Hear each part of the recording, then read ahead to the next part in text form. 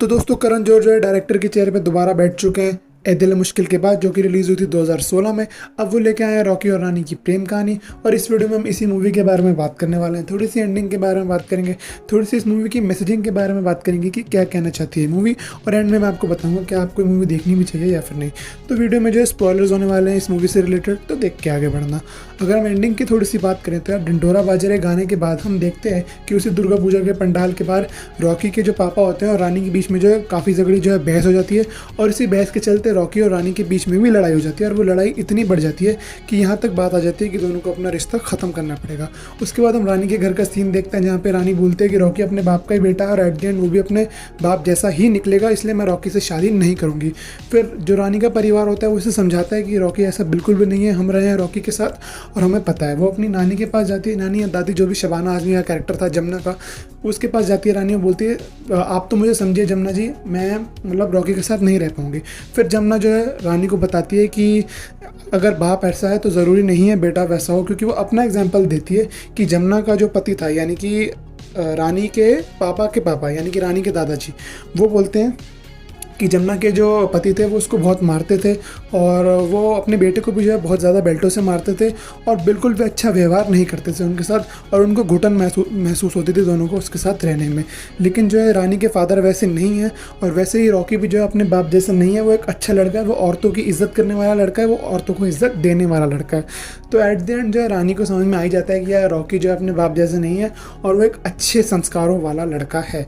वहीं हम जब रॉकी के घर की तरफ देखते हैं तो वहाँ पे भी लड़ाई हो रही होती है इसी चीज़ को लेकर, लेकिन वहाँ पे रॉकी की माँ आके अपना टीवी ऑडिशन चलाने लगती है, जहाँ पे उसने वो हुनरबाज नाम के शो में एक ऑडिशन दिया था, और वहीं उसको उस बात को लेकर भी कलेश हो जाता है। रॉकी के पापा जो है यानी कि तिजोरी, वो उस बात को लेकर भी कलेश करने लगते हैं। लेकिन इस बार जो रॉकी की माँ है वो वहाँ पे मतलब बोल पड़ती है अपने अपने पति के अगेंस्ट। वो बोलती है कि मुझे आज़ादी चाहिए, मैं आपके अंदर घुट के नहीं रहूँगी, एक्सेट्रा एक्सेट्रा। वो एक वुमेन एम्पावरमेंट की स्पीच देती है, जिसको सुनकर तिजोरी को बहुत गुस्सा आ जाता है, और यहाँ पर तक बात आ जाती है कि वो हाथ तक उठाने लगता है, लेकिन रॉकी आके रोक लेता है।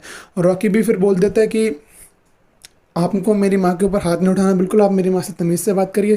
फिर वहाँ पे भी थोड़ी बहुत और बहस होती है, और बहस का कंक्लूजन ये निकलता है कि रॉकी यहाँ तक बोल देता है कि आपको और आपकी माँ को आपका ये घर मुबारक हो, आपका ये धंधा मुबारक हो, आपका ये आलीशान वाला आलीशान से भरी लाइफ मुबारक हो। मैं अपनी माँ और अपनी बहन को लेकर यहाँ से चला जाऊँगा, और जो है ये परिवार से मैं रिश्ता तोड़ दूँगा।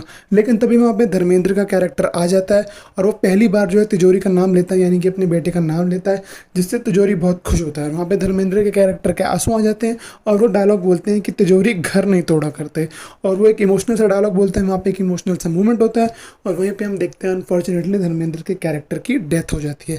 अब अपने बाप की डेथ के बाद तिजोरी को समझ में आता है कि यार मैं अपने परिवार को टूटता हुआ नहीं देख सकता। वो माफ़ी मांगने की भी कोशिश करता है, तब भी उसे अपनी बीवी से माफ़ी भी नहीं मिलती। उसकी बीवी उसे दोबारा सुना देती है। लेकिन पहली बार जब जया बच्चन यानी धनलक्ष्मी का कैरेक्टर उसकी बीवी को डांटता है, तो तिजोरी अपनी बीवी की साइड लेता है और बोलता है अपनी माँ से कि मेरी बीवी से तमीज़ से बात करिए। और एट द एंड जो है उनके घर में भी ऑलमोस्ट सब सही हो जाता है। तिजोरी को समझ में आ जाता है कि उसे अपनी बीवी, अपनी बेटी और अपने बेटे तीनों की इज्जत करनी होगी, और तीनों को जो है प्यार से रखना होगा, क्योंकि वो घर का मतलब एक बेटा भी है, एक पति भी है, और एक मतलब एक अच्छा उसे एक अच्छा इंसान भी बन के रहना होगा। तो एट द एंड दोनों घर में ऑलमोस्ट जो है माहौल सही हो जाता है। और उसके बाद जो है तिजोरी और उसकी बीवी रानी के घर जाते हैं। वहाँ पे तिजोरी रानी से माफ़ी मांगता है, रानी तिजोरी से माफ़ी मांगती है, क्योंकि उस दिन दोनों के बीच में जो आर्गूमेंट हुआ था उसमें दोनों साइड से जो है काफ़ी ख़राब चीज़ें बोली गई थी। और एट द एंड जो है रॉकी और रानी मिल जाते हैं, और दोनों की प्रेम कहानी सक्सेसफुल हो जाती है। अब अगर इस फिल्म के मैसेज की बात करें तो भाई ये फिल्म मोटा मोटा जो मुझे लगा वुमेन एम्पावरमेंट के अराउंड घूमती है। इस मूवी की मेन कहानी तो रॉकी और रानी की लव स्टोरी थी, लेकिन उसके बाद ये बहुत बड़ा हिस्सा इस मूवी का एक वुमेन एम्पावरमेंट को भी डेडिकेटेड है, जहाँ पे जो है रॉकी की माँ, रॉकी की जो है बहन, सबको जो है एक आज़ादी टाइप चाहिए थी, क्योंकि वो अपने ही घर में बहुत ज़्यादा बंद के रह रही थी। तो ओवरऑल वुमेन एम्पावरमेंट के ऊपर ये बात करती है, काफ़ी ज़्यादा सोशल इश्यूज़ के ऊपर ये बात करती है, फैट शेमिंग के बारे में बात करती है, कैंसिल कल्चर के बारे में बात करती है। और इस फिल्म की ये बात मुझे थोड़ी सी अजीब लगी कि यार इस फिल्म के सेकेंड हाफ में ना कुछ ज़्यादा ही ज्ञान भर दिया था। मतलब इंजॉयबल था सेकेंड हाफ, लेकिन हर थोड़ी थोड़ी देर में ना कोई कैरेक्टर ज्ञान देना शुरू कर देता था, तो वो थोड़ा सा कम होता तो और अच्छा रहता।